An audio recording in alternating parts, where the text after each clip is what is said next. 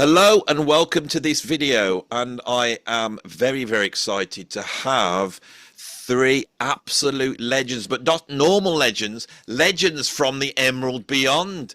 Hello, gentlemen. Nice to meet you. You're here. Namaskar. So for those of you who don't know, and if you watch my channel, why don't you know, what we have is Philip Hirschi, Premik Russell Tubbs, and Bob Knapp. Am I allowed to call you Bob Knapp? Because, or is it Robert? Bob. Bob, lovely. And of course, these three illustrious musicians have done all sorts of things in their career. But for me, it was their performance on the greatest instrumental album ever made, and perhaps the greatest album ever made, Visions of the Emerald Beyond. We've just been chatting before we switched it on, and this is the first time they've been together face to face since, we reckon, 1979. Right, my wife's now calling me up. I don't know how she knows that I am doing an important video, but she always seems to be able to do that. Andy, you do videos 24/7. She should be making a video. Yeah. Mr. Hirschi is actually one of my patrons, so this is incredible that me loving this album has actually got you to join my club. It's just a bizarre thing. So it's lovely to have you here. I'm going, well, where do we start? Shall we start with you, Philip, and tell me how you joined the Mahavishnu Orchestra, how that came about? Well, it's better to be lucky than to be skillful, Andy. I don't know if you've learned that life lesson. I have. But I would say that being in the right place at the right time is very, very important to being asked by John McLaughlin to join a group. I met him when I was joining this spiritual group that the three of us were members of with John, with Mahavishnu. And early on, I had heard him playing solo guitar with his wife in very small venues, and was amazed at everything about him, of course. And when he started the first Mahavishnu Orchestra, that was the most exciting musical event in a long since I saw the Beatles on Ed Sullivan in 1960. Was it 64? Which was more exciting. Let's just be honest. But going to those shows it's hard to describe. People would stand up and scream when he would do like this. People started screaming at the top of their lungs. It was an ecstatic musical experience, and it approached the this kind of vital religiosity, not religious, this spirituality that John was clearly bringing to it, infused with Indian rhythms. I once on vacation, we in Costa Rica. I'm gonna go off on tangents now. We were vacationing in Costa Rica, and we shared a car with an American Indian family, and this one kid was in college, and I said, "What do you think India's greatest contribution to rock and roll is?" And I should have known the message. I should have known the answer, but I actually wanted to know it. He goes, "Well, because of India, they brought the psychedelic nature to rock and roll." I said, "Well, duh, of course that's the case." But then John McLaughlin came along. Well, Coltrane before him, of course, and the Byrds trying to do that kind of thing in 8 Miles High. Brought in real Indian rhythms. That's their gift. That's their gift to rock and roll. I think more than the drone and more than the modes and all that. It's those crazy rhythms. And John McLaughlin became a master of them early on. And it's still stunning to see him. He gave a lecture in Seattle once with at the School of Music, because the first violinist on the faculty had been a friend of his in Monaco, and he was giving a talk, and somebody asked him about music, and he goes, "Well, here's what you have to do to be a great musician. You got to know where the one is." And I'm going, "Oh yeah, you got to know where the one is." That was the challenge when these 11 start being extended over 4 measures or 4 units, and it finally comes around to the one. When you hear it, it seems inevitable and it's exciting. When you're playing it and trying to keep your place, it's a different thing. So we're counting like demons on that. So John brought that to it. So anyway, I went to 2 or 3 or 4 Modesty concerts, one at Yale where I was in school, and people were flooding. He was killing the college market, right? He was killing them. These guys got it. They got the energy and the excitement. And then I went to I graduated. And I don't know what I'm going to do. So I said, I'll go to grad school. So I was in grad school at Rutgers, and one day I get a call. He said, "Would you like to join them?" Would you like to join the Bobby Orchestra? I'm doing an orchestral thing. And I thought about it. I said, John, I don't know here. I'm kind of studying William Blake. Well, okay. No, in fact, it didn't take me that long. And I started putting it together. Bob had an interesting experience being thrown some charts that weren't written for the trumpet. Bob, you came in later than these two. Is that right? You weren't on Apocalypse, were you? Well, right? I was there for the tour, but they couldn't hire me to come over to because of recording restrictions and stuff. They couldn't bring brass players along with it. Oh, that's right. Yes, I do that. Yeah.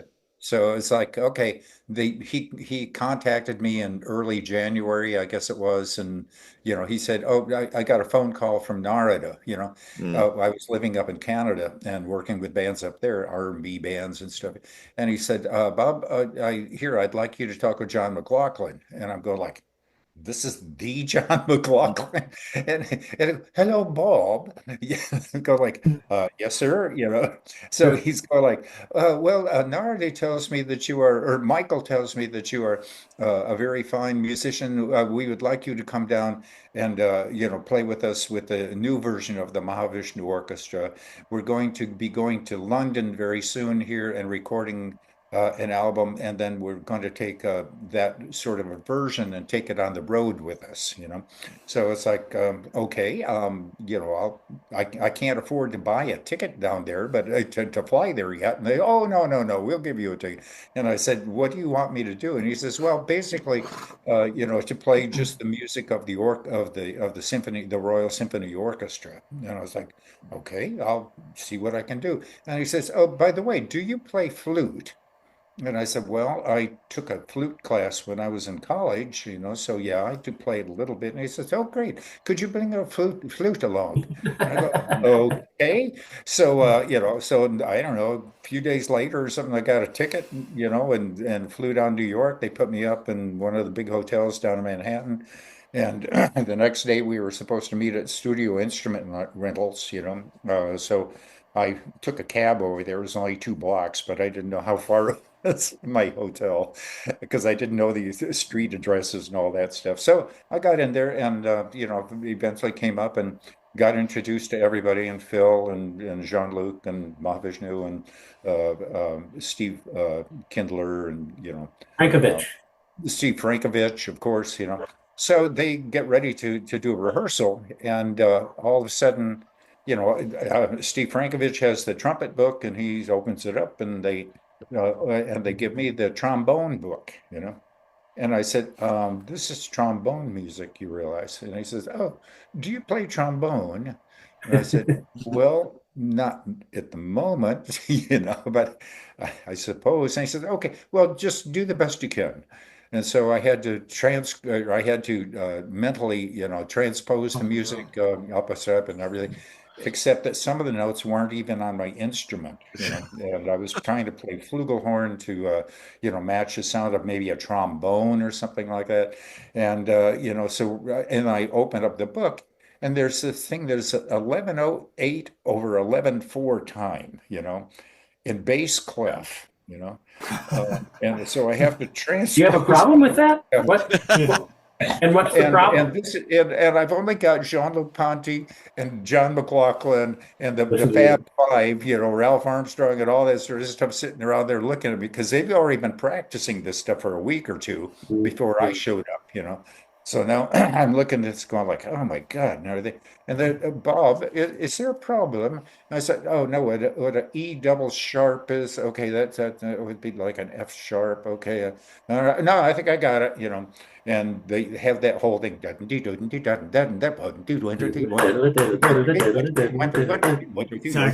And underneath that is 1 and 2 and 3 and 4 and 1, 2, 3, 1. And I'm going, what in the world is this?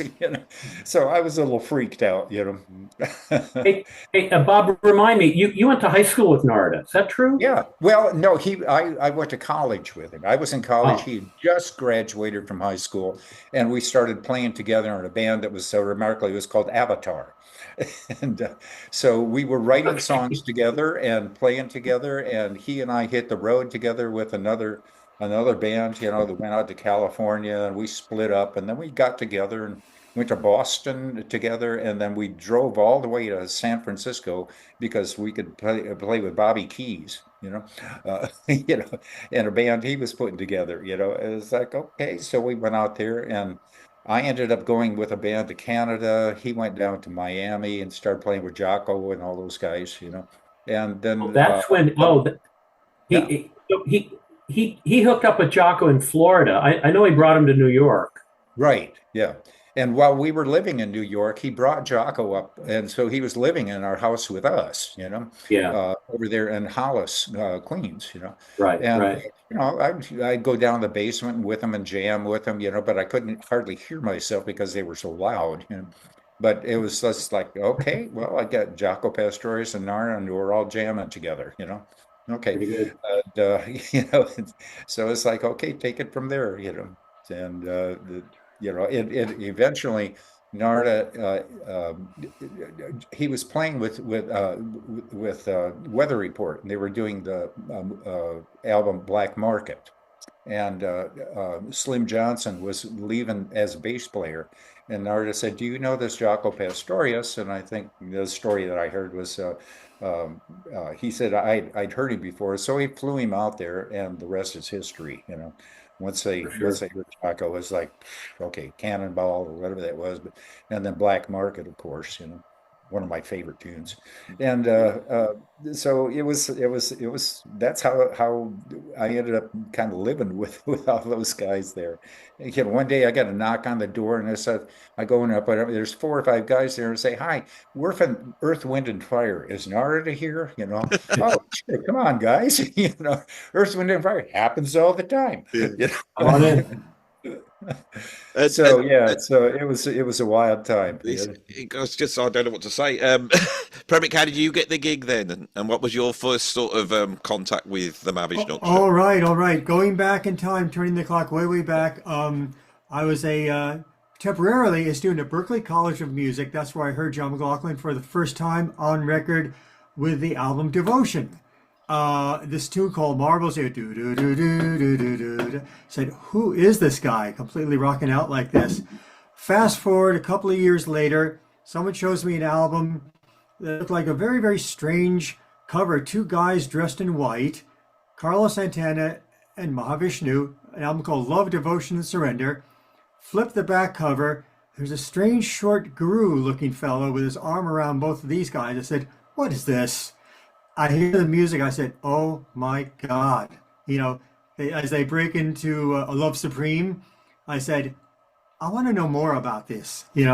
And then fast forward again to the time I first met Narada. He was playing in a band called the New McGuire Sisters. Right. There were no women in the band, and there were no vocals.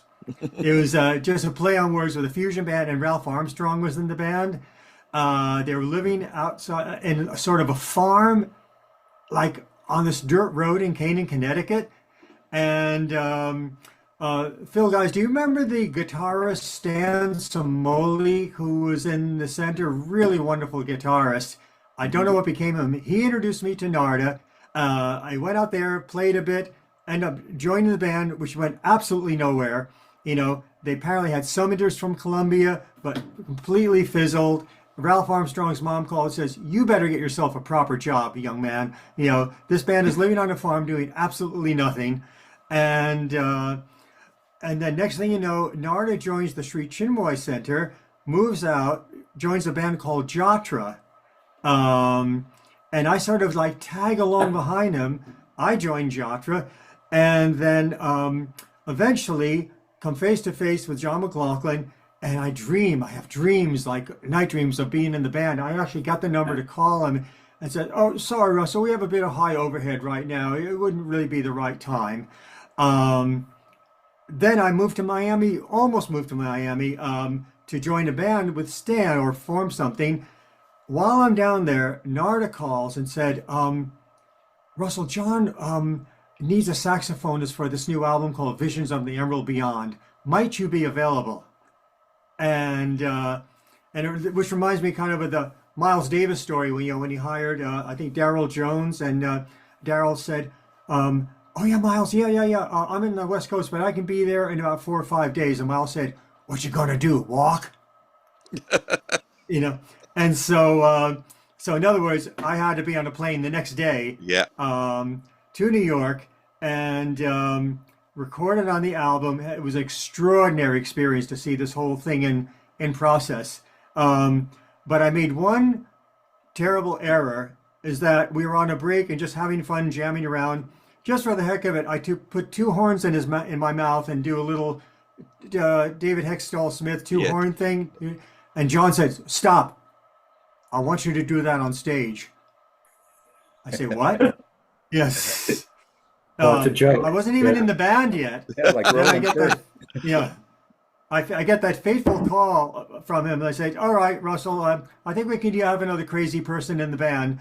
Can you start rehearsal next week? Is your passport in order? Can you be ready in 2 weeks to go on the road?"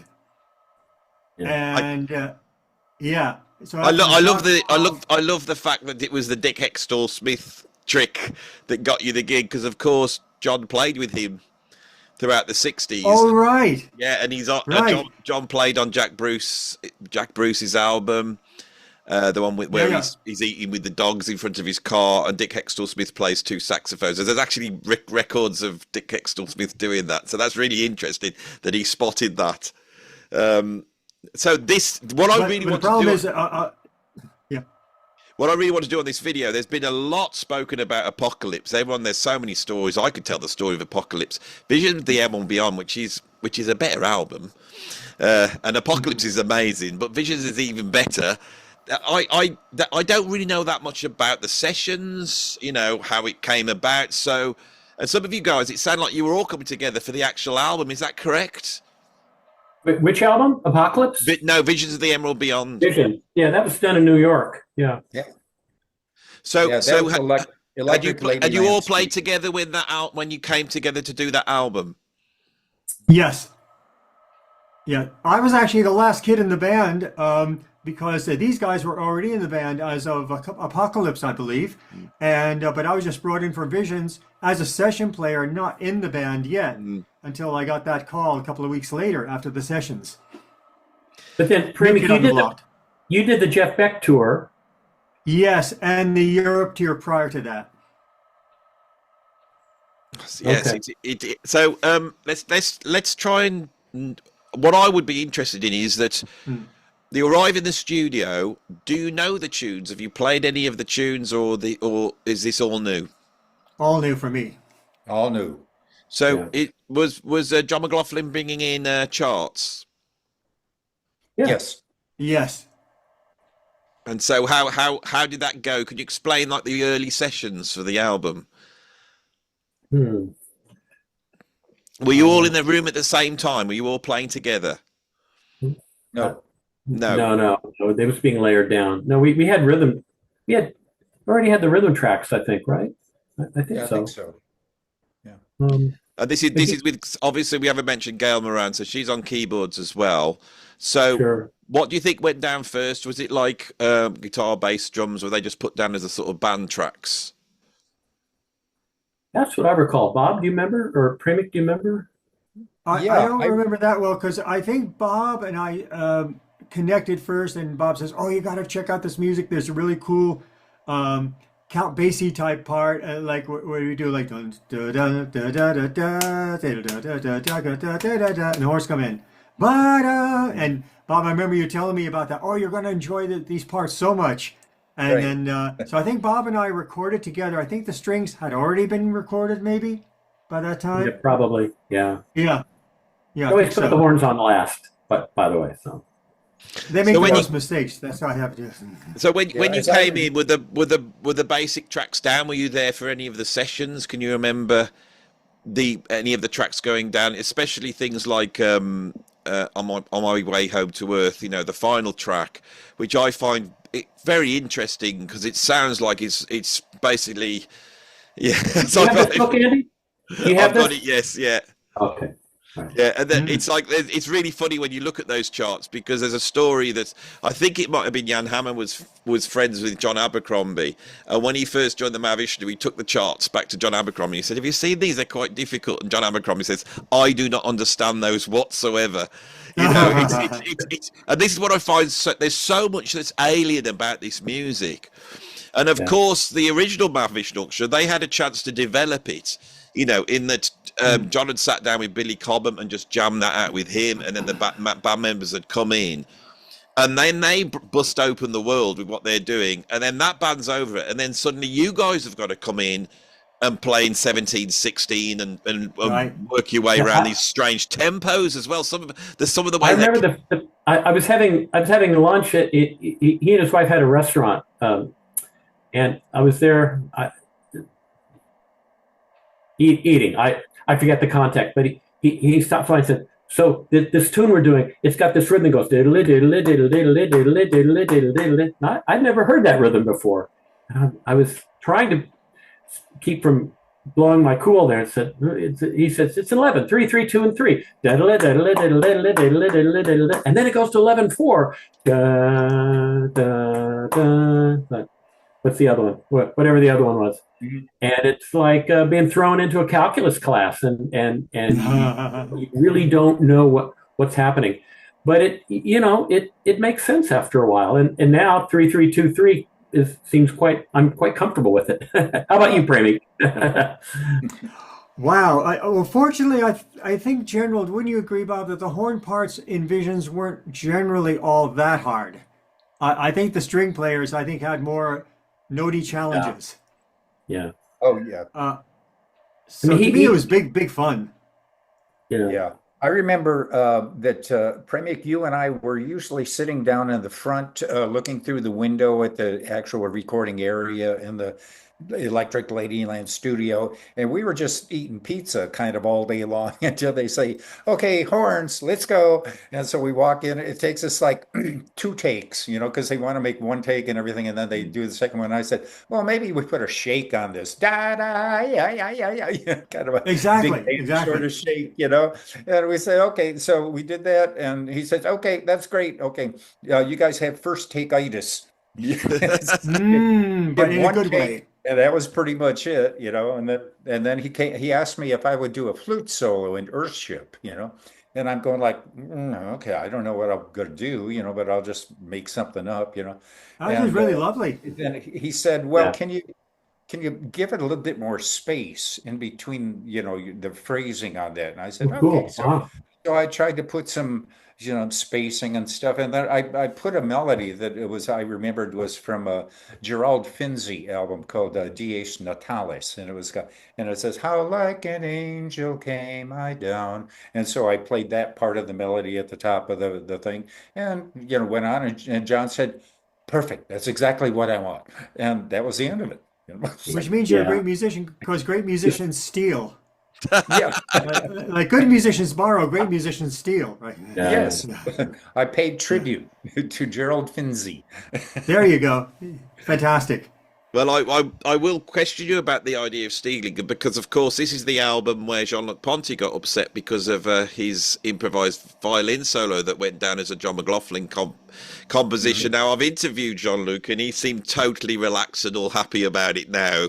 But it's really odd when you're in the studio making an album with so much improvisation on of what is whose and whose is what, and this seemed to,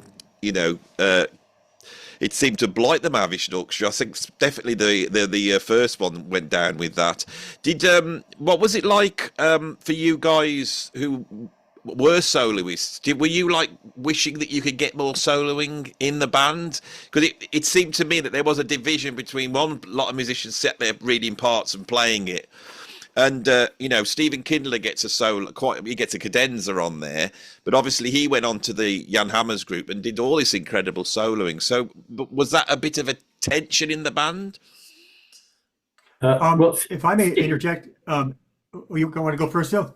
well, Steve stood in for Jean-Luc when Jean-Luc left. All of a sudden, Steve's the soloist. He did a great job. He did a great job, I thought. Yeah, Incredible, but he's an incredible violinist. It's, so I just wondered whether people were frustrated, or you know, what was the dynamic in, because as a band it seemed different to the first Mahavishnu Orchestra, where there seemed to be a lot of equal egos going on, and that sort of unsettled it. And and I thought that John, perhaps with this band, was trying to get more of cohesion.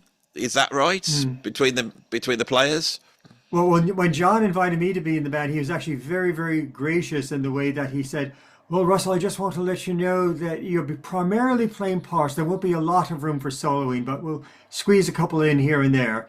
And I said, you know, John, I'm quite fine with that. Yeah. There's nothing worse than doing a gig and you've got one solo in the whole gig. I used to, being a drummer, this happens all the time. You're playing and playing, and I find I'm thinking of that solo about 15 minutes before I get there. So it's Andy, Right. I got exactly one solo with the Mahavishnu Orchestra, and I was happy to get it. It was in my hometown, and my parents were in the audience, and John says, and now from Oklahoma City's own Phil Hirschi, and he looks at me, and I start. Of course, I go up high and try to fusion out. It was. I'm still nervous about it. Oh my God, I get the chills. no, I can't. I was happy to jazz play fusion cello. You know, playing in a string quartet is, for me, one of the nicest musical experiences, because you're going for a sound, and you're looking to have your sound just merge and disappear into the overall sound. You're not looking to step out. I remember once when in early rehearsals, Steve and Carol and Marcia and I were playing it. The band were taking a break, and Steve had us do some things. And when John comes in, he goes, "Mommy, so listen to this. See, we can play in tune when we can hear each other."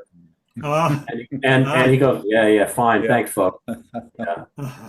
When I sat on stage, the Kindler was on the outside, then Carol, then went Marcia, and then me. And right next to me was the drummer in the Mahavishnu Orchestra, separated by a piece of plexiglass about this high.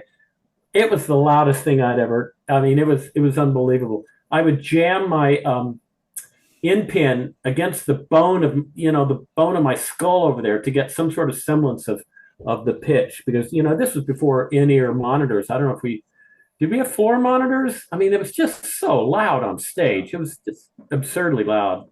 And with the string quartet, how were the pickups? Did you have pickups, or were you playing into mics? I mean, how did that work? Marcus Berry. That's all that was, that's what Jerry used. Jerry had a Marcus Berry, so I figured, if it's good enough for Jerry, good, then it's good enough for me.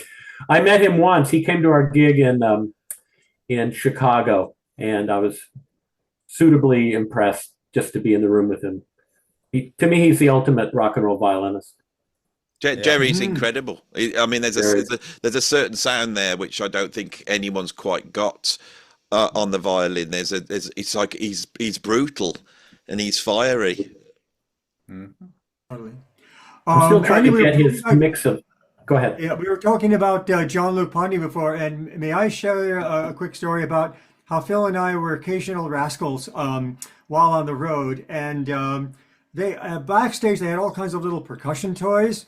So during one of the shows, I think it was the Europe show actually, Jean-Luc was doing his echo violin, Echoplex violin section, and Phil and I were in a particularly rambunctious mood, I would say, backstage. So we had all these little toys. One of them was a slide whistle. So I was sort of imitating Jean-Luc, what he was doing, like wee on my little slide whistle, way backstage. The problem is Jean-Luc heard it. So after the show, he sauntered over me and said, "Don't you ever do that again." Well, Well, And of the course, thing that's then- interesting is John looks the same age as John McLaughlin, isn't he? So John, they're in their 30s. How old were you guys when you were doing this? What was the sort of age? How old? 22. 21 or 22. I was 25. born in 51. When were you born, Bob? I was What born year? in 49. I was 49. And Premik, what, 50, 51? I'm a 52er, so I was 52, 22 at the okay. time. I mean, it's kids, really, isn't it? And this is the thing. We look back on these albums, and they're absolutely. I mean, changed my life. That album is, but you forget that the guys in the band are like, they're in their early 20s. They're like kids. So you're out on tour, and he's like, you're getting told off by the teacher for doing the old woo woo. I just absolutely love it. Jean-Luc was an absolute gentleman. He was he had us to dinner at his house. Yep. We met his wife. He was very gracious, very, formal. He and Frankovich would never smile. They were the cool jazz guys in the group. But we were on the bus to Brussels to play a show, and a very small bus, and we were talking and having a good time. And we finally got Jean-Luc and John to play some Django and Stefan Grappelli music, and this without skipping a beat, they're going. That was Really? Oh, I would love to hear that. marvelous. Oh, that's so sweet. That's so sweet. Yeah.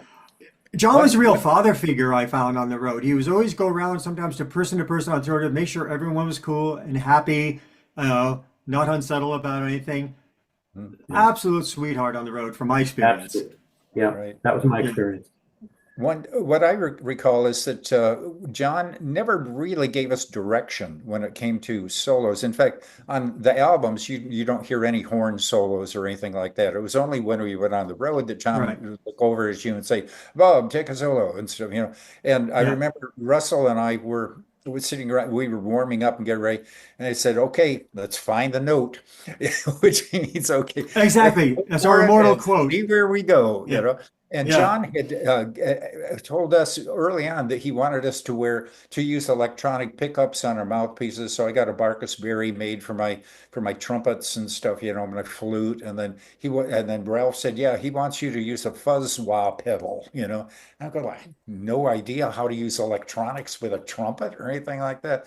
And then we would take a solo, and finally he said, "Oh, by the way, I have an Echoplex. Would you like to try that one out?" And I said, "Okay, whatever." And so I started, but I had no idea what I was doing, and I was just having fun most of the time, And he never criticized me, never gave any direction. He's just like, "Go for it," I was like, "Okay." So Bob would often, when Narda would get his, nightly 20-minute solo, Bob would be on tambourine, usually. or cowbell. Or cowbell. Right. Just more cowbell. standing on top of Narda almost, and keeping time. And Narda would look at him and it's like, this is where the energy is coming from. So I was in a band not long ago, and when he didn't want me to play cello, he would say, "Play tambourine on this." I said, "Okay, I'll play tambourine." Tambourine's hard work. I was getting tired. And the band leader, Jeff of the Green Pajamas, Jeff Kelly of the Green Pajamas. No, I want you to keep playing. I thought, keep playing. You don't understand. This is hard. I never had to do this. So I don't know how drummers play that. Well, you're a drummer. You must have tremendous. I can't play hand percussion. If I play hand percussion, my hands within about 2 minutes are completely deaf. When you listen to master conga players, they must have concrete hands. But if I've got a stick in my hand, but you have to just make sure you're not. It's like with all instruments, you've just got to make sure when you hit that you're not burying your hand in, that your hand's coming away. This album, Visions of the Emerald Beyond, when I heard it, after hearing the original Mavish Orchestra, I felt this had gone up a gear, and I felt that as I've looked into the history of it, when they did the Lost Trident sessions, which would have been the third studio album, John McLaughlin had this idea of making it an actual orchestra. And I think that just didn't happen because of all the stuff that was going on in the band. So then he goes in with the London Symphony Orchestra. And although that's an incredible album logistically, I felt that on Visions of the Emerald Beyond, you captured a sound that was orchestral. absolutely brilliantly. And I think what's going on that album is really incredible. I can remember when I first heard it, literally staring at the speakers. I was astonished. And a lot of it was to do with the colours, because you would get a run, which would be guitar and violin, Jean-Luc Ponty, and then you would get a similar run, but the string quartet, and the differences. So it wasn't just you've got strings and strings, and it wasn't and the way the brass worked. I've never heard an album that's got that type of sound. You know, it doesn't sound like Earth, Wind and Fire. It's not like Tower of Power brass section. It seems to. It's very hard to describe how that sits within the music, because it sounds more like an orchestra. Yeah, when you hear Apocalypse, I mean the problems that the producer is a guy named George Martin, and the engineer is a guy named Everett. Yes, I don't know if I don't know if anyone remembers them today, but they had and Michael Tilson Thomas conducting the LSO. I mean, you got some powerhouses, and they had terrific engineering and audio problems. They were just solving problems every 5 seconds, and kind of like Apollo 13, but in the studio. Yeah, and the London Symphony can't count to 11. I don't know if you da da da da da da da da da da da da. No, that's not how it goes. But there it is on the record, and they couldn't fix it, and they had to put up with it. So I have a George Martin story for you, Andy. So we were leaving the studio one night, and I got up my courage, and I said, George, my friends back at home, they tell me that they say that you taught the Beatles everything they know. And George Martin, he knows how to handle that question. It's very well. Actually, I think I learned quite a bit from them as well. That was my George Martin moment. I told that story more than once. I think everybody did. It's and I'm not following. I'm not. You want to talk about the recording? I have a Ralph Armstrong story I have to tell, or else I'll forget it. We were at Nebworth. Bob, you played the Nebworth. Yeah, Nebworth. And we were in a trailer waiting to go on. Now, was it the Allmans on stage or the Doobie? The Allman Brothers played first, then we played, and then the Doobie Brothers came after us. Okay, well, it was the Allmans, because we hadn't gone on yet, and Ralph played through a little pig nose. The late great, well, not late great. He had a pig nose, and he was warming up in this trailer, and the Allmans are out on stage, and Ralph's playing along with them, and I said, Ralph, they need you in this band. You're making he was just he added that funky but visceral. It wasn't, it was rock and roll funky. It was just amazing. This kid playing along with the Allmans on stage, and they had nothing. They did not have that energy that Ralph was adding on his little pig nose. I just took my hat off to Ralph. He was amazing. Can you tell me anything about the vocals on the album? Because that's the other thing, isn't it? There's a whole ton of vocals, and of course the incredible Gail Moran, who brought a completely different energy after Jan Hammer, which I think was right. It works so well. Her electric piano playing, it's absolutely beautiful. There's a touch there that is different. But of course, she was doing all these vocals, as were various other people in the band. I mean, were they singers? I mean, how did that come across? Because Carol had a beautiful soprano voice. And Marcia even sang a little bit early on.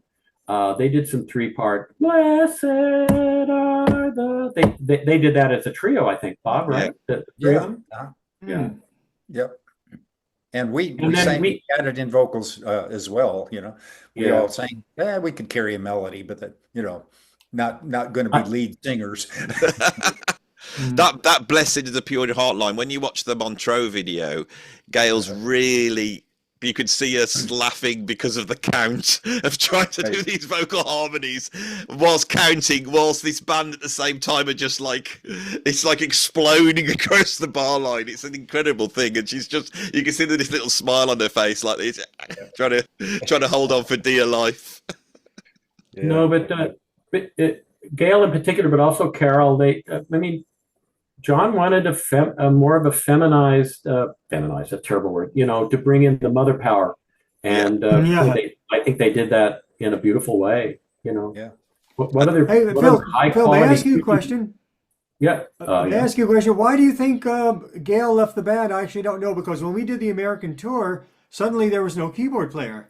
And I actually had to fill in on one of the tunes. We played Sanctuary. You know, John showed me the boom ba dee boom boo dee, and that was my gig on that I don't tune. remember. You were on keys?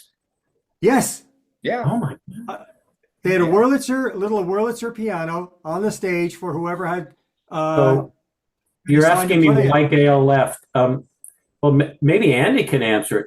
Was she in a relationship with Chick I think as I know early the as answer, 75? and I think I'm privy to the answer because the Wow. answer was told me by Aldo Meola. And when I interviewed Aldo Meola, he said something, and I've never read it or heard it at all. And what he told me that Chick Corea started to he was seeing Gail Moran. Okay, so he's seeing her. He calls a band meeting of Return to Forever, and he says, "I want a singer in this band." And the idea was that Gail would sing for Return to Forever with Aldi Meola, Stanley Clarke, and Lenny White, and the rest Oh of the my band goodness. went, "No way." And there was a standoff, and Chick turned around and said, "Well, look, it's either," and this is where the Return to Forever were just about to go to almost like stadium level. They were so huge at this time, signed with CBS, Romantic Warrior. I mean, this is the time. It's the same as Visions of the Emerald Beyond, isn't it? That, you know, this is just about to go stratospheric, and this ultimatum comes out, and then Chick went, "Well, okay then," and that was it. The Return to Forever was over, and then they redid the Return to Forever with Gail singing. Were any of you involved in those sessions? Because it's a very similar concept, wasn't it? If you think about it, that Chick seemed to be a couple of years behind John. So then, you know, the original Return Forever, you get those two albums which have a much more expanded orchestral sound. Yeah. So that's what I think it was. Yeah, so that's why she went. So That makes but sense. when was that? What year was that? That would have been 75? 76, 76. 1976. Well, Does that Well, sound right? actually, January of '75, Phil, I think is when we went on the European tour, and Right. Gail Yeah. was no longer on board. Right. Yeah, I agree. then Stu came in. Stu came in midway through 70 or after April of '75 for the U.S. tour with Jeff Beck. Now, I'm glad you're here with your memory banks flashing. Yeah, Stu came in. That's right. So Yeah. You know Stu Goldberg, you know Stu. Oh Andy? God, yes, incredible player, and I mean, I've got so deep into this. It's interesting to track through because I have a lot of questions. One of the things is with the album Visions of the Emerald Beyond, you recorded it the back end of '74, didn't you? Around about November, December, is that correct? Yes. Yeah. And so it comes out early 1975. You go on tour. What was the reception for the album like? I think You it was very remember? positive. Yeah. I think people loved it, but they were surprised by it because they didn't know what to expect. You know, you think the Right. Mahavishnu Orchestra, you think the Fab Five, you know, Mm. the powerhouse guys, you know, Narada and Ralph and all that, and now you have all this other thing. So I think they were a little bewildered at some point, but when they started listening, you go like, "Wow, yeah, that's I didn't know what to expect," but it was very very well received, I think. Our first show was at the that was the first album. Our first show was at the DAR Hall in Washington D.C. No, yeah. Philadelphia, I think it was. Washington D.C. Well, the gig I remember is at the DAR Hall. Yeah, And probably right. John came up to us afterwards, and he looked like he was tripping because he had this otherworldly glow about him, and because it happened, and it went over really well, and he was just filled with happiness and gratitude that it all came off. It was a beautiful thing to see.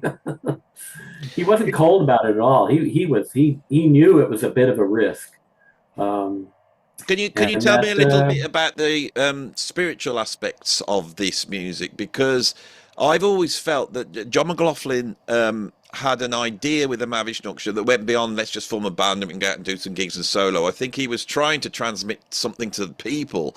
And what's really odd is that when you say you're on the bill with like the Doobie Brothers and the Allman Brothers, then in between these bands coming on, which is just so completely out there, and yet it was reaching people. It's an incredible thing, and I think John knew what he was doing. I think this was his vision. It wasn't about just soloing and showing off. He was trying to almost like change the world or change people's how they viewed the world. He was trying to give people an almost spiritual experience. I had that listening to the music. I mean, it's the fact that we're all together talking is because of that energy.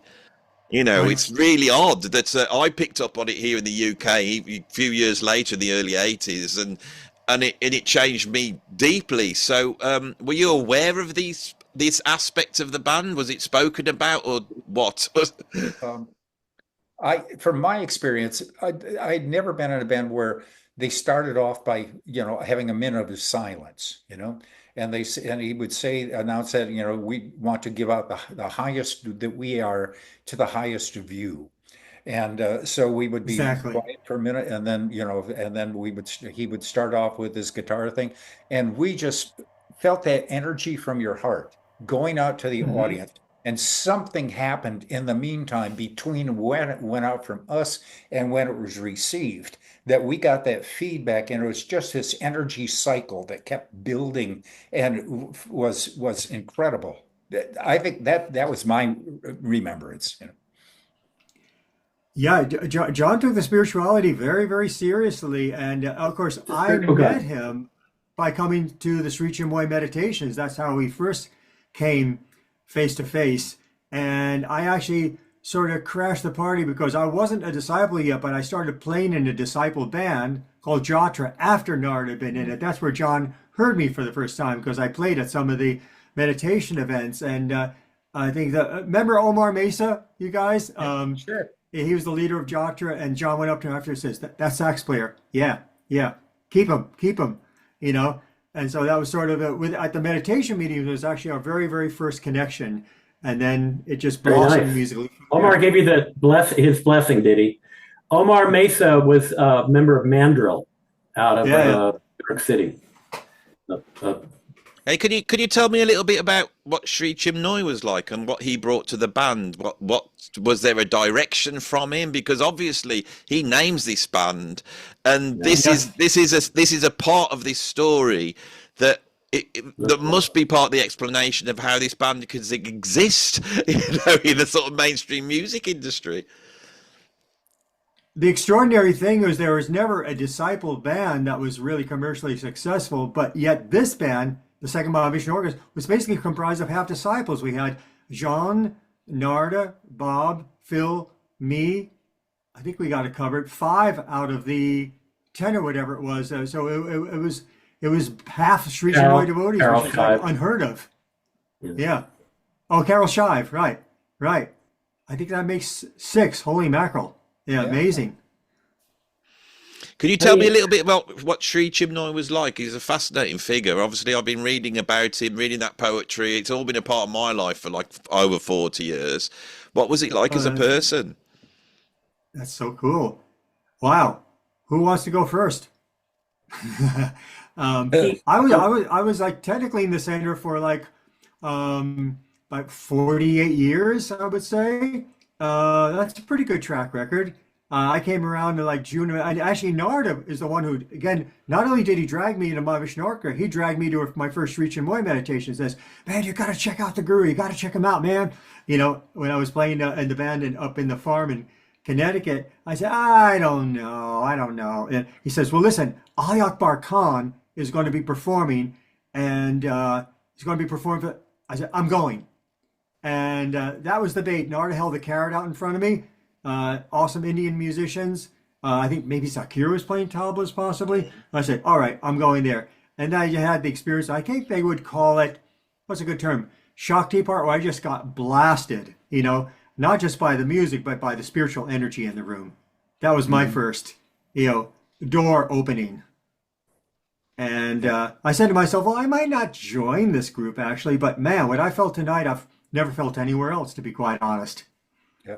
And then just slowly but surely started showing up kind of as a bystander. So in the meditation, finally I said, all right, man, I'm jumping in. Let's see what happens. And then boom, Mahavishnu happened and so much else happened as well. Narada seems That's to a short be, story. he's such a key character to this band. I didn't realize how he's there on almost every aspect of it. You know, he seems to be the force, which of course I always thought was very surprising. By the time you get to Inner Worlds, it's almost like a Narada Michael Walden album. You know, I mean, God knows how old he was, and yet he's got compositions on Visions of the Emerald Beyond. It's an incredible achievement. And between, but I think between Ralphie and Narada, you know, we started doing this funky, the Cosmic Strut and some of the funky stuff, which wasn't my cup of tea.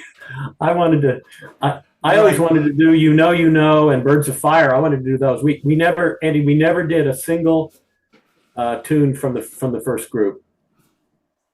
Although I think he did You Know with Jeff Beck. I think they may have jammed on that, but and we did just impromptu. We did Sanctuary regularly as well. I have some scores, and one of them was Sanctuary, a little horn parts that John wrote out or told me to play. But that was the only thing I remember was maybe Sanctuary from there. Well, you still have your charts, Bob? Boy, I don't. Yeah. Well, because I had to take the trombone music and write it out as trumpet music, you know. There you go. So yeah, I still have them. So,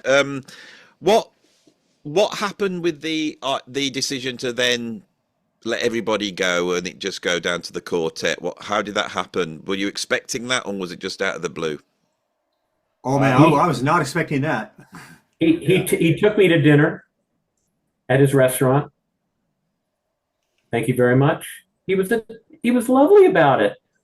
He said, I'm going to change, and if I ever need a cellist, I'll give you a call. But right now we're not doing that, and going to move ahead with a smaller group. And I just said, thank you for picking me up and letting me down so soft and easy. I mean, it's a life-changing. You know, everyone who plays with them knows that they do. I said that I was able to get backstage for the sound check at a Fourth Dimension gig that he did in Seattle not too long ago. And I remember saying, meeting at the time, I didn't really know Gary or his drummer. I forget the drummer's name. And I remember saying, John, playing with you changed my life. And his drummer goes, yeah, changed mine too. This guy's been playing with him for 10 years. So. Yeah. I think it was just something you're just so grateful for, and then you kind of think that's in the great tradition of jazz groups. He launched. I don't know if I feel like I was launched, but Miles launched him and many other players, and I think he took that as his responsibility to bring in young people and Ralphie and Narada, my goodness, and then send them on their way, and they sure did. Premik certainly has been playing professionally since then. That was a pivotal moment in your musical career, obviously. So did anyone got any idea why he decided to do that? Why he would decide to go down to do you think it was because it was getting funkier and funkier? Did the Jeff Beck tour influence that decision at all? John came to visit me up at where we were staying in Hollis and everything one day, and he said, well, I have some news for you. Jean-Luc is not going to be coming with the band on the next tour, and we want to bring in Norma Jean Bell, and we're going to let you go, and but we'll give you, but you'll always be my brother, for the rest of time and everything like that. He said he just wanted to get the feel more into the R&B Detroit funky stuff, maybe because she knew Ralph and Narada and stuff, but it sounded like he wanted to go more the funky direction for there. And I was like, well, okay, you could have asked me and I would tell you, I play funky music too. Yeah, Bob, if I may comment on that, I always felt that one is, forgive me for saying, one of the biggest mistakes John made is letting you go and getting this other gal in the band, we did not really get along. I was trying to be Mr. Good Disciple. Okay, I'm Premik, I'm an angel, I can get along with anybody. Oh God, that girl was hard to get on with. I am sorry. You know, it did. I feel sure, no disrespect, but I feel she did not bring a good energy to the band at all. Sorry to say. She didn't last long, did she? It's a sort of quite mysterious, Yeah. period in the band when she joined. And John likes to progress. He doesn't want to stay with the same thing. He's kind of like Miles. Go wherever the music takes you. Well, it's really funny talking to you guys because I've had a realization that John is far closer to Miles Davis than I thought in terms of his approach. And the thing that I've realized is when you said you never played stuff by the Mahavishnu, well, this is the same as Miles Davis. You went to see a Miles Davis gig, he's not going to be doing So What or Sketches of Spain. He's going to be doing whatever he's doing now, and it's a very forward-looking approach, isn't it? Yeah. Yep. So what happened after that you left the band? Where did you go then? What happened? I mean, I've been in a similar situation when I got, kicked out of the Royal Plant band. I had 3 years playing in that band, doing all these huge gigs. And then the next thing, I was back at home not knowing what to do. So...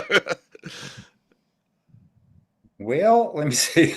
I stayed around for a few years, until about 1979, and I was looking for gigs and whatever I could do in the New York area and stuff. And I played a bunch of salsa bands and up on the Adirondacks and all that kind of stuff, for a while. And then I was working at the UN, and I just decided, look, I've got a music degree that I've only one semester away from. I might as well go ahead and get it. So I left and went back to Michigan and did one semester and got my music degree. And then from there, I went into radiology, of all things. So, I went down to Washington. Thank God someone here got your day job. Yeah. What? What? Well, I think all of us might have wandered aimlessly just for a wee bit, when getting the news that we were no longer, because you have to admit it, you're on a high from doing this amount of touring with these monster musicians.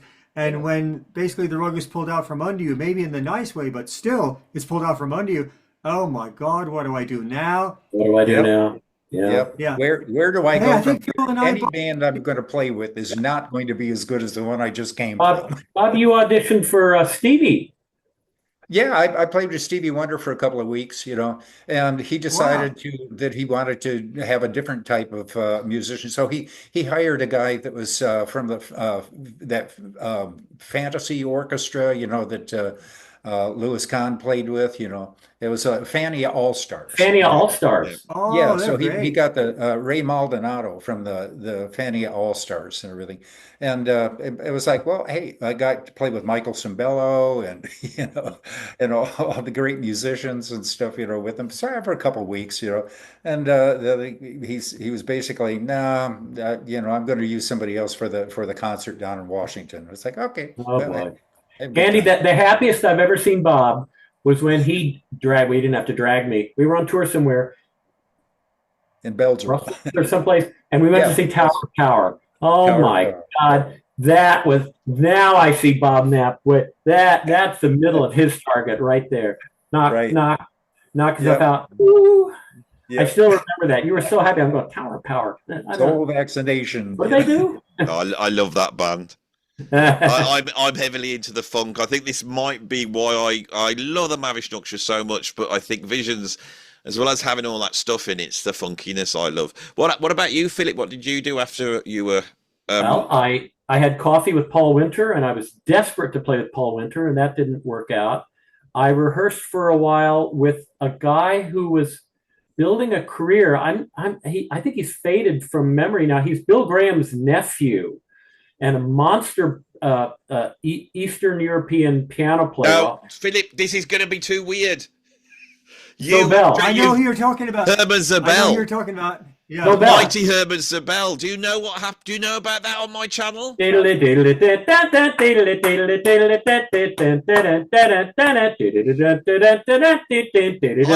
been. Do you know he has? He disappeared off the face of the earth in the early 1980s. Do you know about all this? Do you know? Do you know that he's come out of hiding? He was in New York jamming with Michael Viseglia, the bass player that was on his album, because of my videos. Andy, I did that recording with him. You did not?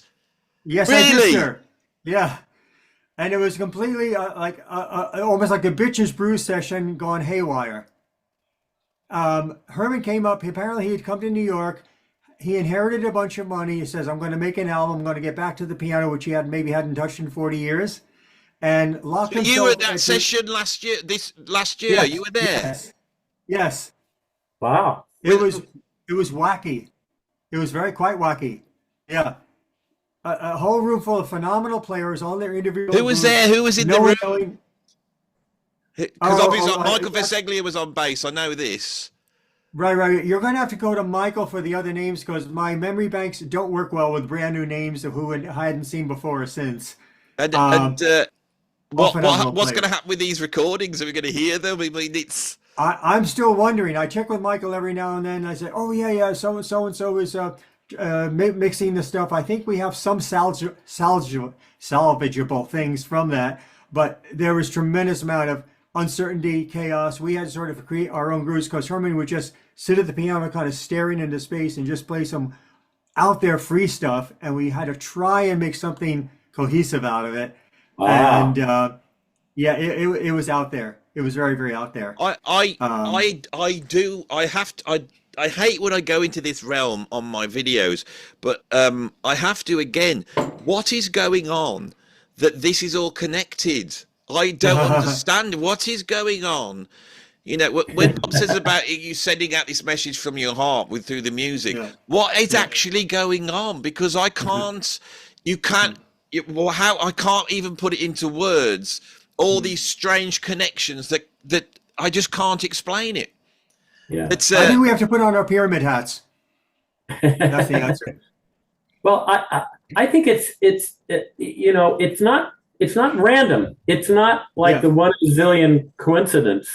It's more that the people who have their ears open to that kind of experimental music, they kind of the brain waves are kind of similar, and it's not surprising when you bump into people. Not surprising. But you see, what I mean is that I just by chance came across this Herman Zabel album. I mean, it's just the fact that we're talking about Herman Zabel on this video. It's so strange. And I just could not believe when I heard it. I started to go through everybody in the album. Everyone was dead except for Herman Zabel, who nobody knew where he was. And I emailed Michael Viseglia just out of the blue and said, do you want to chat about this album? And he was like, straight away, yes, I do.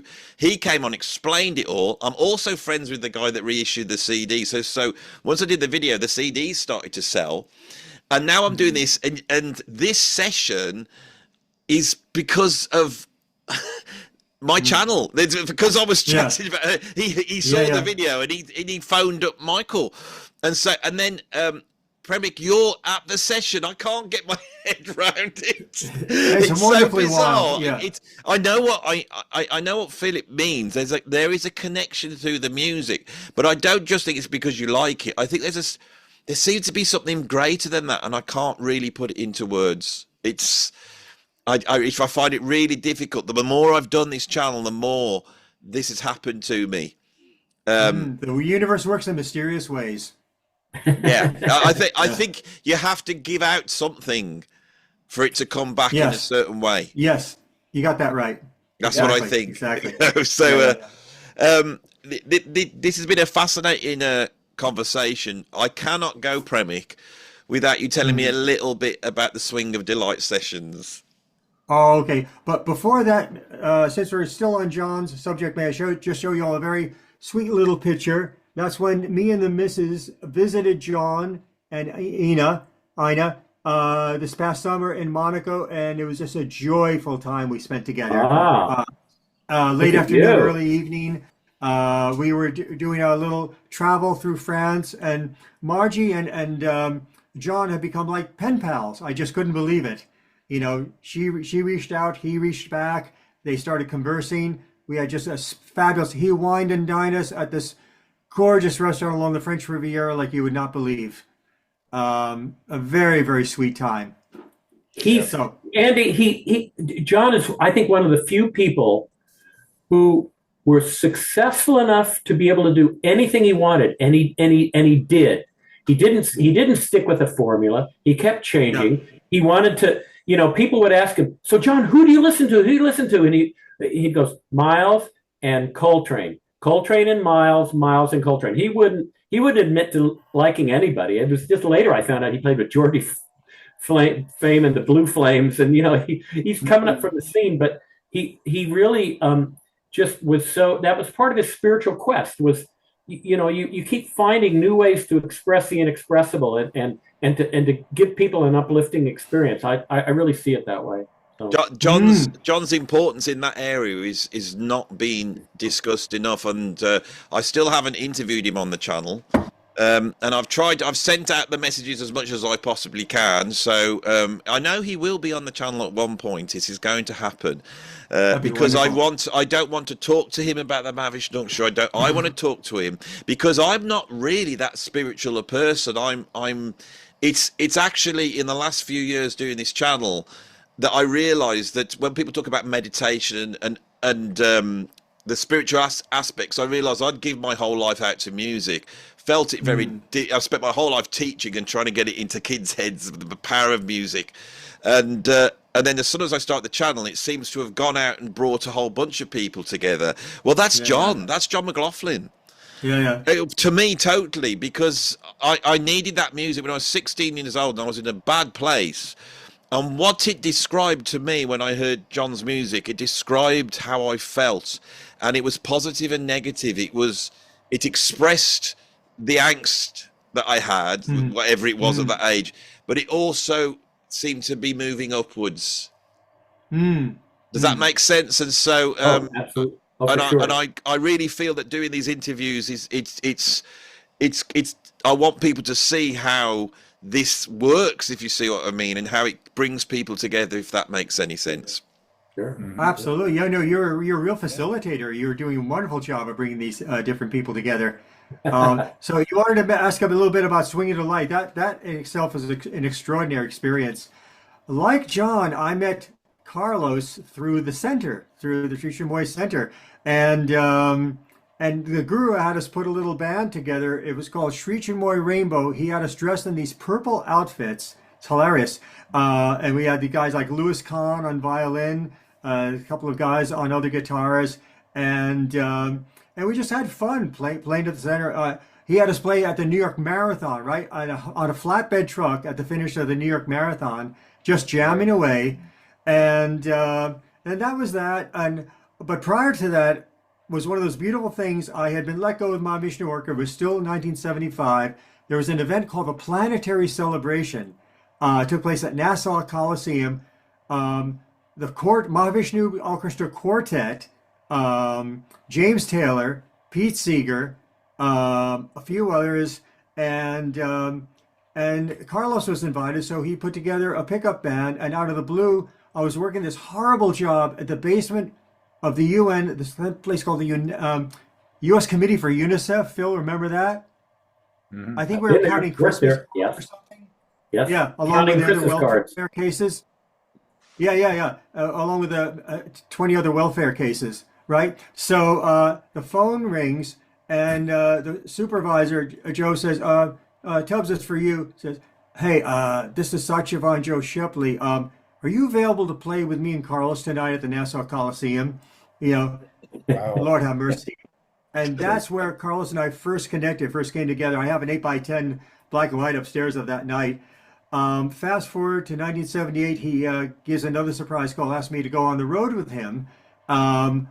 He put together his own fusion band opening for Santana. So it was like Carlos opening for Carlos. Who was in that band? That was a quintet with him, me, and his rhythm section of Chris Ryan on keyboard, Dave Margan on bass, Graham Lear on drums. Yeah. And we were like playing fusioned out arrangements of Sri Chinmoy songs. And it went over, people loved it. They went crazy over it. It was completely different music. Carlos has done the same thing. John's done, but in a different way. And, Yeah. and this is the things I spot these things you know, in the early 70s, albums like Caravanserai, Welcome, they're so out there, but they're even selling more records than the Mahavishnu Orchestra was. And then Amazing. when he should be going into retirement, he decides to make the biggest album in history, which he does, and it's just like, you know, there's something there which is very interesting to me. You know, I absolutely love Carlos Santana. Swing of Delight is such an incredible album. The musicians on it are it's just, you can't even get your head round. And Premik, your saxophone is unlike anything else. It's absolutely incredible. I really spotted it at a young age when I first heard the album. I absolutely loved it. You didn't sound like you were copying David Sanborn or Brecky. You sounded totally unique. That's what I felt when I heard you on that album. Right. When He does, when though, you're doesn't, pushed am I to the wrong? limit, no, let me tell you something. When you're pushed to the limit with people like Herbie in the room, people like Tony Williams, Ron Carter, and they're looking at you saying, "Okay, kid, let's see what you can do." You play know that something- incredible. It's incredible. And I don't know how you pulled it off. I absolutely love your playing on that album. And when you said you were coming on, I thought, oh my God, I can ask him about Swing of Delight, which is just absolutely incredible. You know, I really love your playing on that. I mean, there's so many saxophone players out there, and they seem to derive from certain things, but your playing didn't sound like that to me. Who are your influences on the sax? Who would it be? At the Swing of the Light, I was like diving off the deep end of a pool. I wasn't even thinking of it. You almost had to go beyond thought. You're amidst these amazing people. I mean, even before meeting Sri Chinmoy, I was very greatly influenced by the Indian world. I would like try and play along with Ravi Shankar records, even though I had no idea what to do. And of course, you know, Coltrane of course is a great influence, but it's not like I tried to be a clone or learn every one of the licks. Just he was almost like a spiritual influence with his divine intensity, I would call it. I've listened to many people, but as a teenager, I would listen more to Hendrix than I would to saxophone players, you know. And so I would say I've always been kind of an East-West. That's what I heard hybrid. in the sound. That's what I heard in your sound, is that, you know, when Coltrane picks up the soprano sax on My Favorite Things, and he's not trying to sound like Sidney Bechet. He's trying to channel these, you know, North African instruments, Indian instruments. He's trying to go for a certain sound, and that's what I detected in your sound, which was so interested to hear you in basically what was the Miles Davis quintet. You know, it was unreal, absolutely unreal. And plus with that tune that was called Jarna Kala, when they had that, you know, that really fast section where I had to blow on tenor, Herbie came up with those chord changes on the spot and said, "All right, Premik, here's what we're throwing at you. You know, just solo this, no chart." He says, "Just listen and play." And so we just dive off the deep end and just completely go for it. You have to almost go beyond the mind. That's Did the only way I can you describe see it. my first Narada interview, and I said to him, it's my favourite bit of the interview, and I go, did you have charts? It's when he first started working with John, and he goes, there ain't no charts at that level. Right, good point. Right. You know, Very and good I point. thought, and it's absolutely incredible. And before we finish up, Premik, can you tell us a Whitney Houston story? Because of course you've played on a couple of the biggest albums in history. Oh my God! Oh, that's another. I mean, Narda, my bro Narda, is responsible for more. If you look at my resume with you know, the big shots, Narda's 99.9% responsible for like all the names you see. Sadly, Whitney and I were never in the same room at the same time. I never got to meet the girl because she had already done her vocals, and you know, very often the horn parts are always the frosting on the cake. You know, they come on last. And the way I got to do How Will I Know is another surprise, because Narda wanted to have Clarence Clemens on that tune, but Clarence was busy with some guy named Bruce. I don't quite remember, you know, some guy named Bruce. I don't know. But he did produce Clarence Clemens' albums before that, hadn't he? He'd actually produced that album, hadn't he? Oh yeah. Narda produced Clarence's solo album, Hero. Yeah. Actually, I had the pleasure of playing a backup Barry sax part on the tune with Jackson Brown, the You're a Friend of Mine. Yeah, because I happen to be in California. But anyway, so I got a surprise call from Narda. I said, yeah, Premik, are you available? It was a September like 1984. says, yeah, I'm producing this tune by a gal named Whitney Houston. Whitney, never heard of her. He said, oh yeah, the daughter of that gospel singer, Sissy Houston. I said, oh, okay, And so I went in, and first thing the artist says, can you give me that Clarence kind of sound? So I blew a few like, yeah, that's it. That he started singing a solo to me. Can you make it like, I said, oh, sure. And then the whole session was done in an hour, and then became this gigantic hit record. And then people after that saying, oh, Premik, so when are you going to buy your first Tesla or your first Mercedes? I said, oh, you mean from the $175 I made on that session? Well, not just yet. Not so much. Yeah.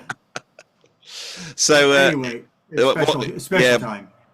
So that's wonderful. So I'm getting confused because of all this stuff going on. I'm quite in awe chatting to you guys. I must admit, it's been an incredible experience, and it's like same here.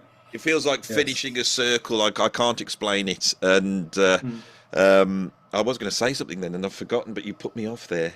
Can you tell me any? I think what it is, I don't want to focus on Premik too much because I got the three of you here, but he did play with Tony Williams, and I'm a drummer, so can you tell us anything about Tony Williams and what it was like playing with him? All right, quick Tony story. He comes to the session, looks around, sits at his drum kit, basically puts his feet on the snare drum, opens the New York Times, and starts smoking a cigar. All right, that's how we started, and the caller was it. Yeah, Tony, you ready to start the tune? Yeah. Okay, Tony, we're gonna start. Yeah, fine. All right, here's a count of 1. On 1, he puts the paper down. On 2, he puts the cigar down. Number 3, beat 3, he puts his feet down and he hits, and then it's just unbelievable. His playing was just extraordinary. The other fun thing is that Herbie's just started doing some drum programming. As the Lynn drum machine had just come out. Herbie did some programming, and when Tony played, he imitated perfectly the drum machine. And Carlos said, "No, Tony, no, we want you to be you. We don't want you to sound like the Lynn drum machine." Oh, okay, that's what you want. And then so Tony was basically playing with his head. He was like making jokes by first imitating a drum machine, and then but the main tunes he played on are that opening tune like ba da da da da da, and just killed it, and it was just a joy, but he was very like fun, very understated, and just very cool. That's all I can say about him. I mean it, and if people watching this want to go and check out Carlos Santana playing, well, it's not just fusion, it's jazz and fusion, all sorts of things. Swing and Delight, incredible double album, and I think of an early digital recording as well, which must have been strange. Is that right? And it sounded awful at first until it was finally remastered years later. It sounded horrible. It sounded all brittle and like sort of like one of those 8-bit game music things. Great playing, which is terrible audio quality. They finally rescued it some years later and did a remastering. Thank God. Yeah. Well, I'm going to finish with you. I'll tell you something, because Narada's, the sort of Narada's energy's been over the whole of this video. I think is when I'd set this channel up and I was doing it for fun, and I went through a really bad time. I lost my job and I was trying to get a career going, and I was old and I didn't know what I was going to do next. And Narada got in touch, and it happened that he called me up on my birthday. I suddenly got a message, and you said, "Here's my phone number. Give us a call." No, he said, "What's your phone number?" And I went, I couldn't believe this. So on my birthday, he called me up, and Narada's birthday is right next to my birthday, so we share a birthday together. So we had that connection. He'd sent me flowers on my birthday. This is what the guy's like. So I had these flowers. He's such a sweetheart, Andy. He's an incredible. But there's an sweetheart. Energy. And with his, I asked Bob once. He said, "So Narada's gone big time. He's Whitney Houston, all this stuff. Like, what's he like?" And Bob goes, "He's exactly the same as he's ever won. Talk about he's a huggy, peace and love, giggly." Right? He's an incredible man. And when I first heard him on Wired, when I first heard Lead Boots when I was about 14 years old, that connected me with me directly, because I'd been looking for something drum-wise. And when I heard that, I went, that is it. That's exactly it. And what's weird is that then years later, he's ringing up my birthday, and he went, "Hi, how are you, Andy?" And I went, I'm good, Nardi." And he went, "No, how are you?" And I went, "Wow." And I said, "Well, I'm going through a bit of a rough time." And he said, "Don't worry, you'll be fine." He said, "God's favoring you at the moment." And he said, your channel will be brilliant. You're so much love there. You don't need to worry." And about 2 months later, I monetized, and suddenly I was making my living out of a YouTube channel. Wow. Fantastic. And I got people ring me and say, how do you do YouTube? Have you made a living out of it? And I go, "Well, you get Narendra Michael to give you some blessings." Thank you. Swamiji. Yeah. No, thank you. No, and I know you'll watch this. What an incredible guy. So I'm coming up to my 57th birthday in a few weeks, actually, about 3 weeks time. So I need to get him on, because we've promised each other to every birthday for him to come on. So I don't know what we'll do next, but I always like to try and make it different. And I think it's his energy that's brought you three, into this interview. And I really want to thank you all for coming in and doing this. And a real blessing. I mean, I may ask one more Narda-ism, is that last summer the missus and I produced what I feel is a really special, lovely children's album that Narda volunteered to play drums on, the opening track, just completely from goodness of heart. So there you go, and continues to bless us. He's a force for good in the world. There's no denying it. And Philip, you want to hold up your decals? Because I've never used that word on the channel before. I am the king of cello stickers. They're available on my Bandcamp site. The band is called Spandrel, Spandrel. Me and Spencer Smith on guitar, and Gary Husband on drums. Wow. It's the most powerful use of cello in fusion music that I've ever heard, and I happen to play on it. I've got to hear this. So the link to cool I will find it. It's all down there, people. All down there right now. Go and check on that. Jazz fusion cello. That's got to be heard. Brilliant. And what are you guys up to now? What's on your musical horizons next? Deep Energy is about to reconstitute. I mentioned that. I forget if we were on yet. Can you tell the audience about Deep Energy? Because it sounds like my audience will love this. He's getting a Gary Husband's playing on it. My buddy Don Gunn, who is now taking over Gary's parts when Spencer and I in Spandrel play, is going to be playing and producing it. Radhika Iyer on 7-string violin, a wonderful violin. Premik, do you know Radhika?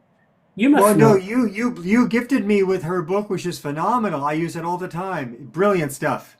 Oh, I might have that book here. And please send me the links to this so I can get it right, because it will all go in the links below. Mahavishnu fans, you're all Mahavishnu fans. This is what you need to check out. Absolutely. 72 different scales. Yes, I have that book too. Oh, do you? Yeah. Yeah, Radhika. Yeah, I was arranging some of hers for string quartet, and they didn't quite get. We were working together for a while. She's wonderful. So that's the Deep Energy Orchestra. Beautiful. Okay, quick. This is the album that I produced last summer that Narda played on, called Pathways. So it's on all the streaming and all that stuff with me and the Mrs. Margie Minier Tubbs and Premik Russell Tubbs. Voila. Yeah. Lovely. That will be linked below. What about you, Bob? I play occasionally with local bands around here. I'm practicing keeping my trumpet up, and I'm picking up guitar and bass and keyboards, and I'm teaching my 6-year-old great granddaughter how to play music. So she's keeping me very, very active. Well, the thing is, I think if you're a musician, you're born a musician, and you die a musician. And I think what it is about sustaining the music throughout your life. We're all still doing it. I'm still doing it, and I think by sustaining that, because I've always said this, music's made out of love. And that is, if you go towards that, you can't go wrong. And I think that's what's brought us all here together. I thank you, gentlemen, very much for coming in on this interview. And I hope you, we Andy. keep in touch. And I would love Great to have talk. you back on. And if you have any future projects, you get in touch. And Right. thank you all. Shall we say goodbye to everyone who's watching? If you want Yeah, want to give me a bye. little wave. Bye-bye, everybody. See you soon. See you, Bob. Nice See you, to see Premik. all my brothers. Bye-bye. Brother.